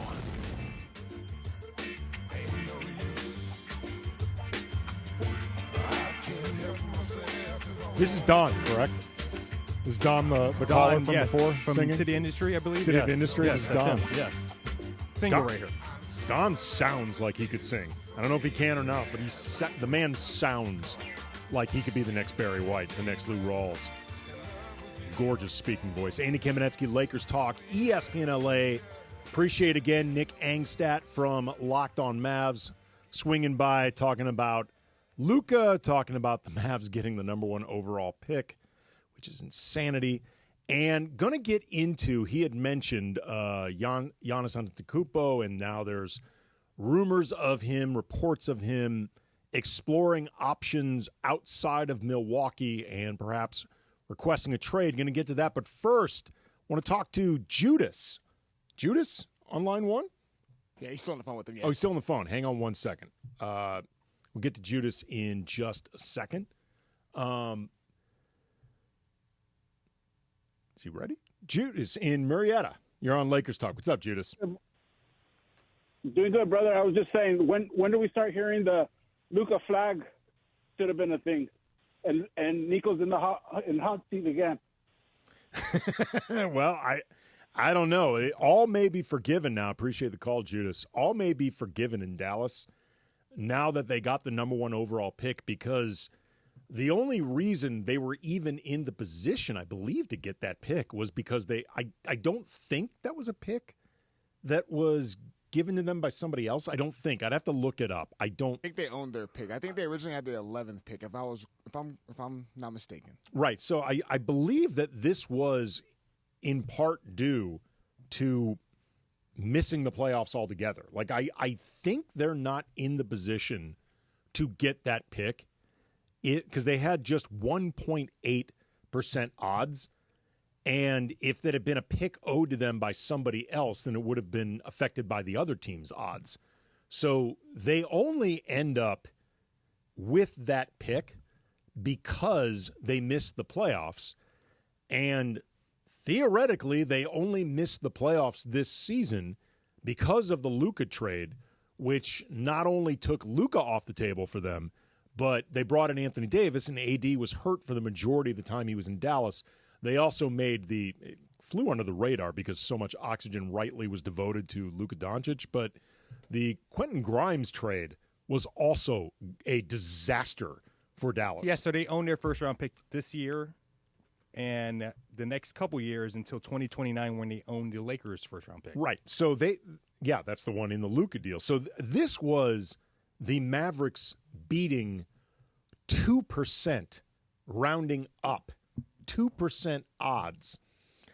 Beating those odds, or some may say having the beating orchestrated for them. They had a 1.8% chance. 1.8% chance. A 98.2% chance of not getting the number 1 overall pick. Back and to his left. Exactly. Again, this is the stuff that conspiracy theories are born of. This is in part why fans often think that the NBA is the most rigged league, which, again, cannot emphasize enough. I am not saying definitively that is what happened. It's just there's been a history in the league of super talented players, or super talented prospects, I should say, ending up in just the right place at just the right time to be drafted by a very specific organization. You may recall the New Orleans Pelicans, like NBA basketball has never really taken off in New Orleans. That is very much a pet project of David Stern's, the late David Stern. That was something that really meant a lot to him, trying to make the NBA work in New Orleans. And that is why I certainly believe that when he was acting as both the commissioner of the league and the temporary owner of the then New Orleans Hornets, he vetoed the Chris Paul deal because he did not like Chris Paul specifically going to the Lakers, but also what was coming back to the Hornets, even though in reality the deal, I think, was fair for New Orleans, and they ended up sending Chris Paul to a big market anyway. For less, right? I mean, I think they ended up getting a little bit more. They ended up getting a little bit more for Chris Paul from the Clippers than they did from the Lakers, part of that 3-team deal with the Rockets.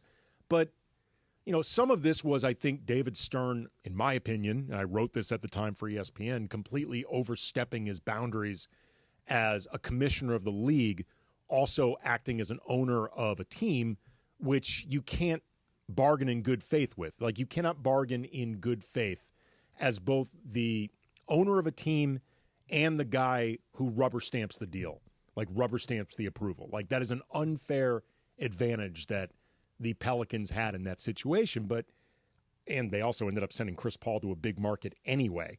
Like, remember, there was all the hubbub about Chris Paul going to the Lakers, and, all these smaller market teams were upset, and that the lockout that had preceded that deal was supposedly about keeping stars from always going to big markets. Chris Paul ends up going to Los Angeles anyway. In a lot of ways, he saved Donald Sterling from himself, at least for a few years. Like, because he ended up reviving the Clippers. The Clippers are in Los Angeles. It's not like they suffered because of a market. They suffered because they had a terrible, incompetent, cheap, racist owner.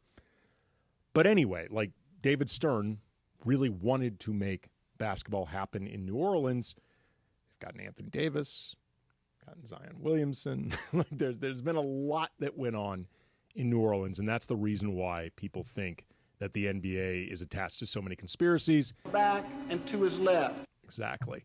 All right, coming up, though, I am going to get into these reports of Giannis mulling a future outside of Milwaukee, how that could be linked to the Lakers, or, unfortunately, why I think it won't be. Lakers Talk, Andy Kamenetsky, ESPN LA. Is it time to downsize? Selling your home doesn't have to be a hassle. With Seller's Advantage, skip agents, commissions, and costly repairs. Get a fair, competitive cash offer without worrying about the details falling through. Chris Chavez, a real customer, says, quote, Seller's Advantage offered me more than I expected. The process was fast, easy, and much better than using a realtor. End quote. Call 888-390-AS-IS or visit sellersadvantage.com for your free cash offer. DRE number 01961658. Don't worry, sell happy with Seller's Advantage. The biggest show on the radio. Mason and Ireland on 710. John, I encountered what I think is the most annoying children's game there is. What is it? Does anybody have an idea? Children's game? Most annoying Is it like children's a board game, a playground game? It's what? a pool game. Marco Polo? Oh, my God. All day long yesterday. Marco Polo. It's so annoying. Can I tell you something, too? Yeah. Everyone cheats at Marco Polo. Everybody's got their eyes. Everyone opens their eyes. Yeah. I don't care what. Even if they say, I didn't do it, they get tired of looking for the guy, and they cheat. Marco. Oh, God. All day long. Yeah. Thank you. Oh, I think I know where you are. Yes, I voted that for most annoying game that kids can possibly play. The OGs of LA Sports Radio. Tomorrow at noon. Mason and Ireland on 710 ESPN. Good Karma Brands is proud to be an equal opportunity employer. Our policy is to provide equal opportunity employment, development, and advancement to all current and potential teammates. If you are an organization that maintains a job bank, provides employment information, or gives job referrals, you may request to be placed on the station's mailing list for future career opportunities. To learn more about careers at Good Karma Brands, please email careers@goodkarmabrands.com. Individuals and businesses with tax problems, listen carefully. Do you feel like you're losing control of your finances? If you owe over $10,000 in back taxes or have unfiled tax returns, we can help you take back control. The IRS is the largest and most aggressive collection agency in the world, and they can seize your bank accounts, garnish your paycheck, close your business, and file criminal charges. Take control of your tax problem now by calling the experts at U.S. Tax Shield and take advantage of the Fresh Start program and new laws that may allow us to negotiate a settlement for the lowest amount possible. Our team of tax attorneys and enrolled agents can stop collections and get you protected so you can take control of your financial future. U.S. Tax Shield offers a price protection guaranteed quote to get you protected today. U.S. Tax Shield is A+ rated with the Better Business Bureau, so call now. 800-687-5192. That's 800-687-5192. U.S. Tax Shield. 800-687-5192. Wednesday night, it's a clash of Western Conference giants. LAFC takes on Seattle Sounders at BMO Stadium in a rivalry that's grown fierce, fast, and full of drama. It has really been a nice rivalry developing. I hate to say that. Not so nice sometimes on the pitch. Two of the biggest clubs in the West. One electric night in downtown LA. Pre-game coverage starts at 7 p.m. on 710 ESPN and the ESPN LA app. LAFC, Seattle, Wednesday night. All the latest surrounding the Lake Show, right here on Lakers Talk with Andy Kamenetsky. Lakers Talk is presented by Hoag Orthopedic Institute. When pain keeps you from doing what you love, Hoag Orthopedic Institute gets you back to you. Visit HoagOrthopedicInstitute.com to get the help you need today. Now back to Lakers Talk with Andy Kamenetsky. Happy and free, living and loving for me. I want to be happy and free, living and loving for me Don. like a natural man. Don under his nom de plume, Lou Rawls. Some bad news, or at least some bad suspected news. There's some Jason Tatum had to be carried off the court. Yes, in the Celtics loss to the Knicks earlier today. Happened around like the 4-minute mark of the fourth quarter. He looked like he fell on something and he kind of ripped something. If you kind of looked at the replays, and there's a lot of people speculating whether or not it may be an Achilles. It's just horrible news. Well, I think people are suspecting his Achilles because there's pictures of him in the locker room on a wheelchair. I'm seeing right now a clip of him being wheeled in, and this I know Celtics wheelchair people are going to make the automatic Paul Pierce. Come on. This looks bad. I mean, it was a non-contact too. That's the other thing. That's DeAndre. What makes people nervous is non-contact. The first place people always go to is Achilles. Obviously, I hope that is not the case for Jason Tatum. Like, Celtic or not, he's a great player, and you never wish injury on anybody. So hopefully he's okay. I mean, the Celtics are in a lot of trouble in this series anyway, but honestly, down 3-1 now. That's or 1-3. That's the least of their concerns at the moment. Real quick before getting to this Giannis question, Frank in Ventura, you're on Lakers Talk. What's up, Frank? Hey, what's up, guys? Real quick on the Tatum thing, I feel horrible for that, but they were still going to lose that game. That's anyway, probably true. That's probably true. Nico should not be left off the hook of this. They really got lucky off this number one pick. It was still a horrible trade. The guy's jumping up and down on his seat like if he predicted this. Come on, man. Like, dude, he still made a horrible trade. Well, Frank, I appreciate the call. The conspiracy theorists will say that he did predict it because he was in on this and it was all orchestrated. But talking before about how Shams Charania today reported that Giannis, quote, has not made any firm decisions on his Bucks future after the franchise's third consecutive postseason exit in the first round, but for the first time in his career, Antetokounmpo is open-minded about exploring whether his best long-term fit is remaining in Milwaukee or playing somewhere else. He also added that the Bucks and Giannis's reps are expected to sit down during the offseason, discuss the future. And there has been, at various points in Giannis's career in Milwaukee, rustlings about him potentially wanting to leave, but it's never felt at any point like it's always felt more like media speculation than anything driven by what Giannis might actually be thinking. This actually feels different. This actually feels like Giannis may recognize, I'm almost 31. My team is at this point out of assets because they've really used them all trying to put pieces around me. They're out of optionality. Dame Lillard, unfortunately, is going to miss a large chunk of next season, if not all of it, with an injury of his own. And that the Bucks may have exhausted all options for putting a good team around him, and he's still got some prime years left. He may have to, if he wants to win another championship, leave Milwaukee, even though I think all things being equal, he would prefer to be a lifer there. And that naturally got people speculating about where Giannis would want to go. Last week, Howard Beck on Zach Lowe's podcast for The Ringer said that he had heard, and this is before even Shams' report, that some of the teams, LA, New York, Miami, some of the glamour markets, and this naturally got a lot of people wondering about Giannis to the Lakers, teaming him up with Luka. Then all of a sudden you've got your foundation, you can move forward. All of that stuff. Whether the Lakers should actually go after Giannis if he's a possibility, that's a no-brainer. Obviously, you do it, and you would be willing to give up whatever. I mean, it's not going to be Luka, and LeBron has a no-trade clause, but everything else, you'd be willing to do it to get Giannis.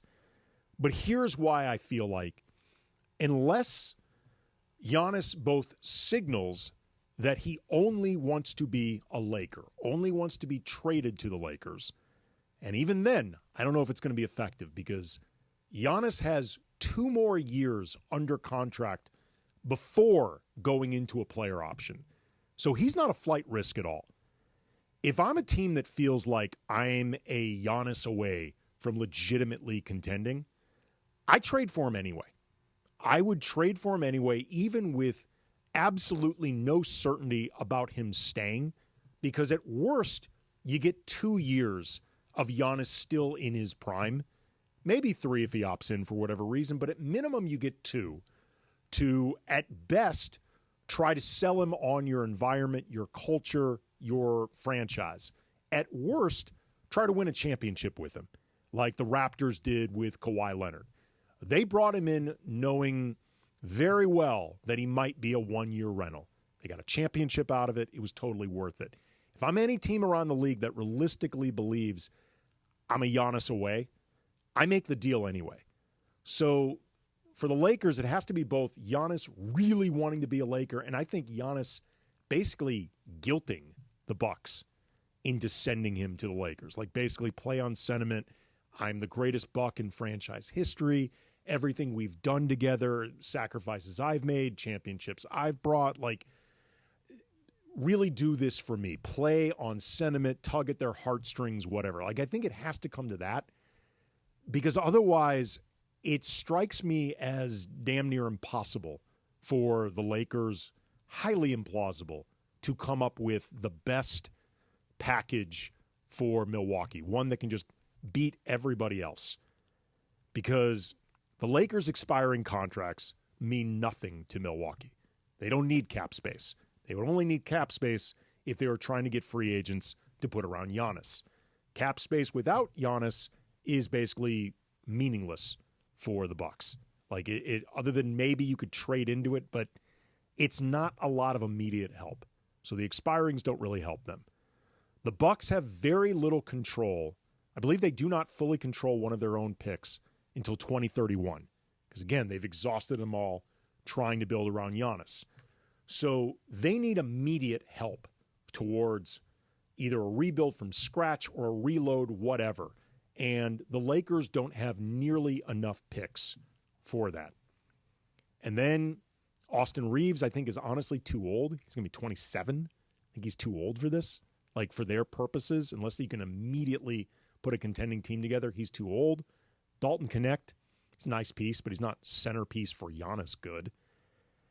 I just don't see what the Lakers could put together that would beat the rest of the league. And then if you listen to Brian Windhorst today on First Take, he seems to agree with me. Two things you have to know about the Bucks when you consider a trade. Number one, the Bucks do not control their first-round pick for 5 years. That means if the Bucks are going to trade him, thinking that they're going to tank for the next 3 years and rebuild is not going to happen. They need quality players. And the other thing that you need to know is if you're going to trade Giannis to a team that's going to be a super team, getting that team's draft assets is not exciting because they're not going to be very high picks for the next few years. So you're going to look at teams that have players to trade and other teams' draft assets that they can trade besides theirs. San Antonio and Houston. San Antonio and Houston. San Antonio and Houston. Pay attention there. And the other thing is Brooklyn, because Brooklyn has Phoenix's future drafts, but Brooklyn's current players not that strong, not as exciting of a player acquisition. The other team to watch, the New Orleans Pelicans. Why would I say to watch the New Orleans Pelicans? Because the New Orleans Pelicans control the next 3 drafts of the Milwaukee Bucks. And if you're going to do a deal with the Bucks and you want to open the door for them to do a rebuild, you may have to go to New Orleans, try to get the Milwaukee stuff out of New Orleans, and then offer it back to the Bucks. Of course, the Pelicans could make their own offer, but I suspect that what they're going to try to do is a 3-team trade. All of these things will be clarifying once Giannis makes a decision. I'm assuming, by the way, that those picks that Brian Windhorst is referring to are the Bucks picks that they sent to New Orleans to get Drew Holiday. I don't know this, but that's my guess. So, yeah, I mean, the stuff that Brian's talking about, either players that make them immediately great or a lot of draft capital, a lot of exciting young players. Like the Lakers can't really offer that in a package for Giannis. And again, even if Giannis signaled, the Lakers are my strong first choice, he can't go anywhere for another 2 seasons. So that is not going to stop me if I am a GM around the league, if I'm an owner around the league, and I really do think we are close. Like if we add Giannis with the pieces we'll still have, we'll win a championship. I take the 2 last remaining years of Giannis in his early 30s before he starts shifting to 33, 34. I take Giannis at 31. I take him at 32. He's not going to be the type of guy that rocks the boat. He's not going to make a problem if he's sent somewhere that isn't his first choice. As long as it's somewhere competitive, I don't think it's in Giannis to create problems. I just make that deal anyway. San Antonio's, cachet got a little bit better today with the number 2 pick. That's the other thing I was going to get into, Funchy, in terms of why I don't think the Lakers have much of a shot of this. San Antonio already had some intriguing trade assets to offer if they wanted to get into the Giannis business before they even got the 2nd overall pick. Dallas now has the number 1 overall pick. If Nico wanted to keep strictly to his 3-year window or something like that he was talking about in terms of the window that they had to contend with Kyrie and AD, getting Giannis would be a big step forward in staying on that timeline. I know Cooper Flagg's going to be really good, but Giannis is Giannis. So there's going to be a lot of teams around the league that just honestly can compete better than the Lakers. Also got a mystery team, too, for Giannis.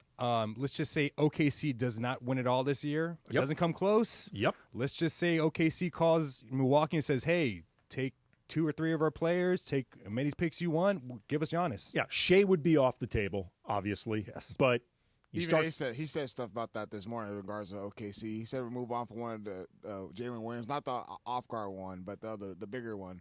I believe he's added maybe Chet, maybe. Well, I think if you're talking about Giannis, you're going to have to probably give up one of Chet or Jalen Williams. Like one of them likely has to go. Take him if I'm OKC. Sure. Take him. You might be able to finagle something where you don't have to give up both. I think you would picks too. Yeah, they've got tons and tons of picks. They've got some really good young like a guy like Cason Wallace. He's not a household name. He's really good.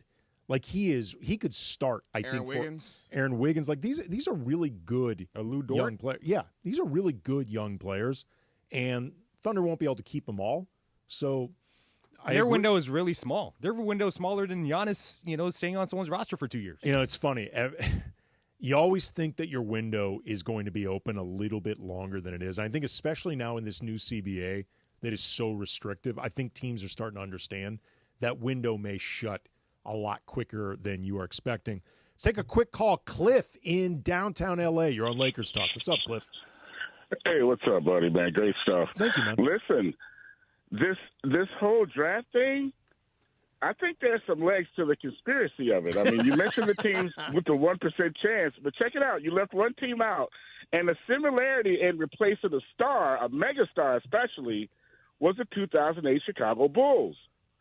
They had a 1% chance, and they had a hometown kid. Right, Derrick Rose. Yeah, I'm a transplant. So Laker fans, I love y'all, but I'm a transplant. But I remember that. I put some money on that, actually, because the NBA is the NBA. And I said, I bet money they give Chicago that number one pick to get a chance as a home, because he's a hometown kid. I mean, Chicago loves Derrick Rose. Oh, yeah. And when that happened, man, I'm telling you, we almost exploded and set the city on fire. I mean, this has legs. I'm not a fan of Adam Silver, I'm going to be honest with you. Because let the league be organic. We see what's happening in the playoffs, that the ratings have turned around because it's just organic and it's great. I mean, New York 3-1 over Boston. Come on now. But yeah, that has legs, man. And last thing about your Giannis conversation, which was very interesting. Thank you. Is I think you mentioned the Mavs with the number one pick. They're a possibility. They're a huge possibility. And like you said, San Antonio. Going back to my theory of conspiracy, how in the heck do they get the number 2 pick? Well, I mean, if perhaps you know what I mean. It's just too many questions, Adam. And just when to me, it's actually opposite. Let the league be the league. I mean, come on, man.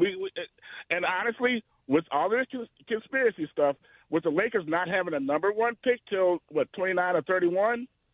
Yeah. Trust me, a number one pick is going to come from somewhere for this organization. Okay, real quick, Cliff, real quick before I let you go, the most important question. How much money did you win betting on Derrick Rose to the Bulls, number one overall pick? $200. Nice. There you go, Cliff. $200, man.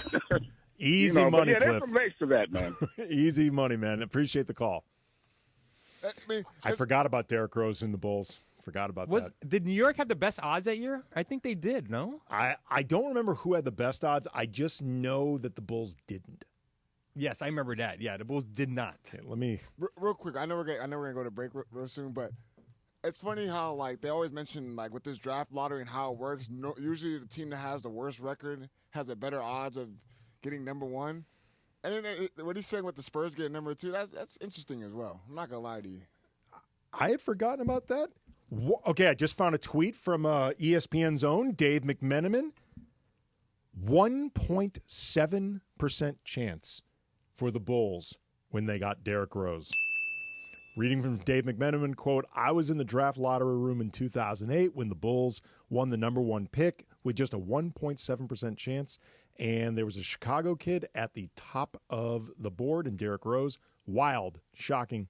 But, as Dave said, it was all legitimate. It's all legitimate. It just doesn't I got it now.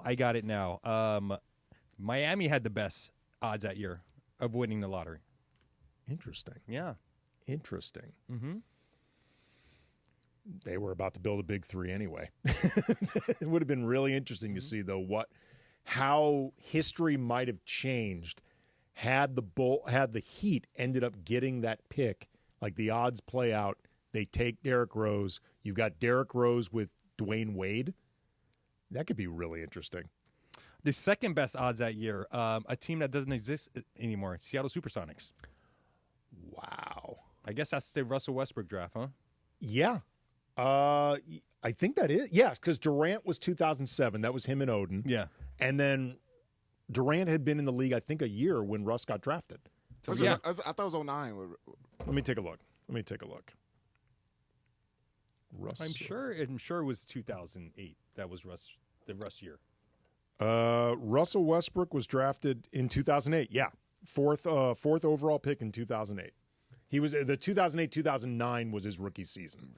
So Kevin Love, yes. Yep, it's actually a pretty good draft class. Derrick Rose, Brook Lopez, Beasley, DeAndre Jordan, Goran Dragic, and slow Roy Hibbert. Slow Your Roy. boy. Your boy. Slow Roy. All right, coming up next, we are going to close, as always, with a little crunch time. Funchy's got the topics. DeAndre and I have the responses. That is next. Lakers Talk. Andy Kamenetsky, ESPN LA. Travis Rogers and DeMarco Farr. Back tomorrow at 9 a.m. after Clinton and Friends. Why don't you just give her a foot rub? Come on. Your mother-in-law? What, you Rex Ryan? Yeah, what's wrong with that? Do the spa at your house. Your mother-in-law. Absolutely. Rub her feet. Rex Ryan? What's wrong with that? No. I am really struggling with that. Like, that Come is, on, get out the bucket with the warm water. You would give your mother-in-law a foot rub? In a heartbeat, yes. She would appreciate that more than the flowers. Oh, my Just goodness. saying. What's wrong with that? Is that bad? That's a no? That's Punch, a no-go? let's just go around the room. No? Punch? No. In a million years? No. No, Jorge? No. Foot rub? Yeah. No. Yeah. No? Nah. What's wrong with you people? The three of us are looking at you, my man. Yeah, what's wrong with you? Hey, yeah, come on. I don't think this is an Don't us get mad at thing. me because you didn't think of it. Weekday mornings at 9 a.m. It's Travis and DeMarco on 710 ESPN. Are you looking for a trusted roofing expert in Southern California? Journey Builders has you covered. This is Mike Trudell from ESPN LA. Journey Builders specializes in quality roof replacements for homes around the Southland. They'll ensure that your roof stands strong. ESPN LA listeners who call in today to book their free same-day inspection get $5,500 off their roof replacement. Journey Builders also offers financing. Call 888-607-8808 today. That's 888-607-8808. Or go to journeybuildersinc.com.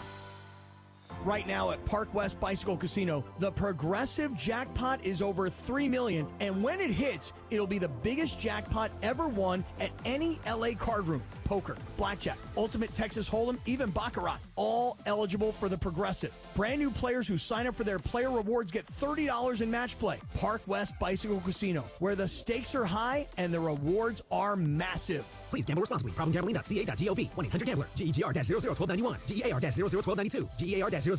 BSIS license number 1358. Hey guys, it's Sedano. In the market for new flooring? Why pay more at big box stores? At Hernandez Wholesale Flooring, every day is a deal, no gimmicks. Call 866-62-FLOOR or visit them online at hernandezwholesaleflooring.net. No sale beats wholesale. The biggest show on the radio. Mason and Ireland on 710. John, I encountered what I think is the most annoying children's game there is. What is it? Does anybody have an idea? Children's game. Most annoying Is it like children's a board game, Yeah. a playground game? It's what? a pool game. Marco Polo. Oh my God! All day long yesterday, Marco Polo. It's so annoying. Can I tell you something too? Yeah. Everyone cheats at Marco. Everybody's got their eyes. Everyone in the opens their eyes. Yeah. I don't care what. Even if they say I didn't do it, they get tired of looking for the guy and they cheat. Marco. Oh God! All day Polo. long. Yeah. Thank you. Oh, I think I know where you are. Yes, I voted that for most annoying game that kids can possibly play. The OGs of LA Sports Radio. Tomorrow at noon. Mason and Ireland on 710 ESPN. It's crunch time on Lakers Talk. When the clock is ticking and it's all coming down to the wire, you know what that means. This is crunch time. All right, just a couple minutes for crunch time. So, Funchy, hit us with what you got. All right, big news this morning, Monday morning. We are awakened to the news that Michael Jordan is coming back. Michael Jeffrey Jordan? Yet again. Not to play, though. Did he send the fax? He did. That's the one joke I did see this morning. He should have sent the fax, but he's not coming back to play. He's coming back as a contributor to the new NBA on NBC coverage starting next season. This is from NBC, a legendary addition to our team. We're thrilled to welcome Michael Jordan as a special contributor to the NBA on NBC and Peacock.